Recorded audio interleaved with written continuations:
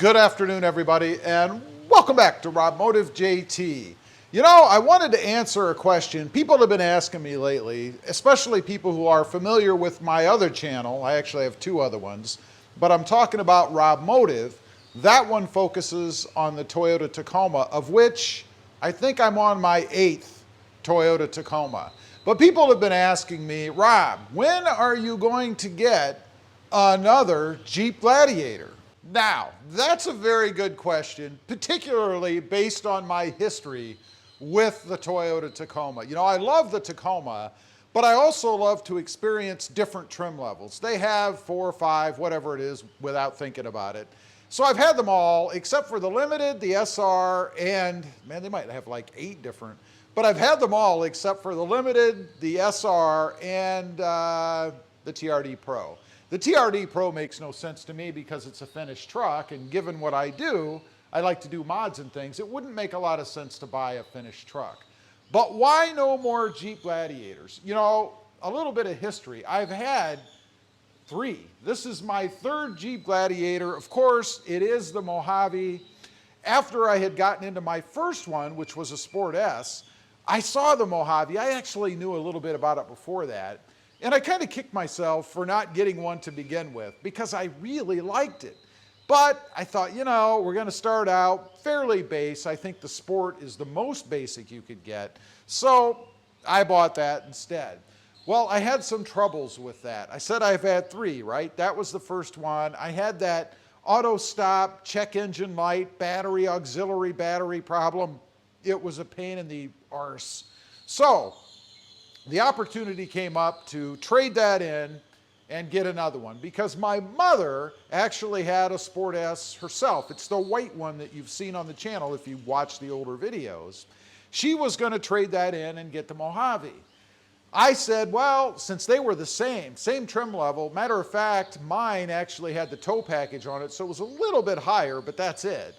We traded it in. It was an even swap, no big deal. And then I had the white one, and she had the Mojave. It is this one. I think my mom and I have a problem. But she had bought this one, the Snazberry. She really liked it. Now, I mentioned I love the Jeep Gladiator Mojave, right?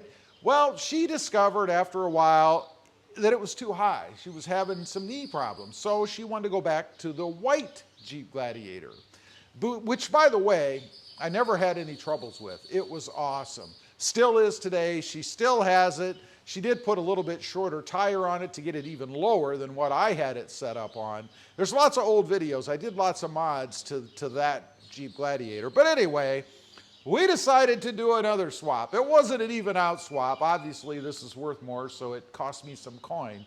But that was okay. We swapped them out. I put the white one back to as pretty much stock as I could. And then I took this one. Done some mods on this one. I changed the wheels and tires and added lights and a bar. There's all kinds of stuff. Check out some of the older videos if you want to see everything that I've done.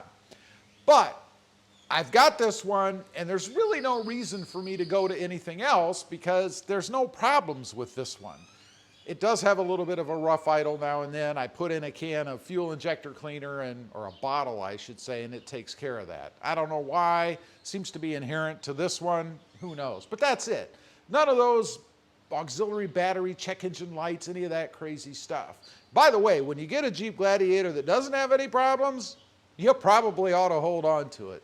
So anyway, there's nothing else out there for me that is better than the Mojave, even the other trim levels.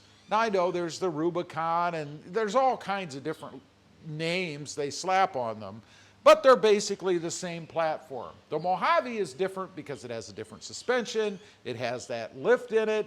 I mean, it's just perfect for what I want. And Jeep doesn't change it very often. You know, there haven't been any monumental changes, really, with the Jeep Gladiator. And I'm not sure what you could do to it. I suppose they could add some more aesthetic features. They could change the top. I've heard of them putting a, 3-piece, 4-piece, I don't know, 6-piece, some kind of a different top on it so you can easily take it off as opposed to having to struggle with that back part yourself. It's doable, but it's very, very awkward. And the last thing you want to do is try to take that back part off and drop it. Believe me, it chips. I had one of the front panels chipped just on a corner, and I was storing that in Jeep's provided bag under a bed. I don't know how it happened, but it did. So there's nothing new. This is the best trim level, I think. Again, that's personal preference. I also really did like the Sport S, and if I'm being honest, when I see Mom drive by every once in a while with that Jeep, I do miss it a bit. I really like the setup and the black and white combination. It was kind of a stormtrooper look to it. I really did dig that. So, I like this one a little bit better though. I also want to have a long-term experience. You know, there's no reason to do anything for the reasons that I mentioned, so I'm interested in having this one for the long term to see how it holds up. You know, my buddy Randall also has a Jeep Gladiator Mojave. You've seen him on the channel probably. We recently replaced the auxiliary battery in his truck because he was getting a message that his switches weren't available because that auxiliary battery needed to be charged or was charging. His truck, I believe, is a little over 3 years old, something like that, 40 or 50,000 miles. It's the only problem he's had. But we pulled that battery out and replaced it, which, by the way, is not difficult to do, but it is a bit of a chore. It took us about 2 hours. That's with 2 guys doing it. Probably take you maybe an hour longer if you're doing it by yourself. Just kind of difficult to get to everything because you have 2 ways to get to it.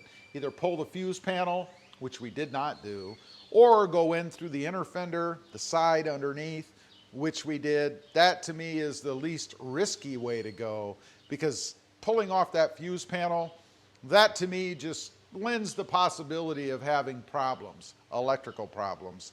And that's something you never want to have in any vehicle. So I have no desire to trade it off. I like it. Tacoma, as I mentioned, that's a different story. I just want to try the different ones. I think I'm more of a Tacoma fan. That's not to say I'm not a Gladiator fan. I've mentioned before that it is maybe the best mid-size truck out there when it comes to drivability. Anyway, just wanted to get on here and mention that, you know, no more Jeep Gladiators for me unless Jeep does something really profound that I just have to have. We're going to be in this one for the long run, see how it goes, really find out what reliability in a Jeep is like for myself. Leave a comment. Let me know. Are you a habitual Jeep Gladiator trader like I am with the Toyota Tacoma, and why? I'd be curious to know. Also, real quick, I do have 2 additional channels. Mod Driven, all about the Honda Civic, and as mentioned, Rob Motive, all about the Toyota Tacoma. Check them out, and if you're interested, why not subscribe? And while you're at it, smash the subscribe button here too. Thanks for watching. Stay safe out there.